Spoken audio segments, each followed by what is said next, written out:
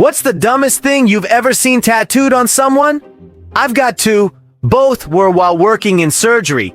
First woman apologized for her tattoos before going under anesthesia. She's asleep. We get her positioned. It was a vaginal procedure. And right on top of her mons pubis was "Eat Fresh." And yes, it was even in the Subway font. Second, woman had lost a bunch of weight and was getting a tummy tuck.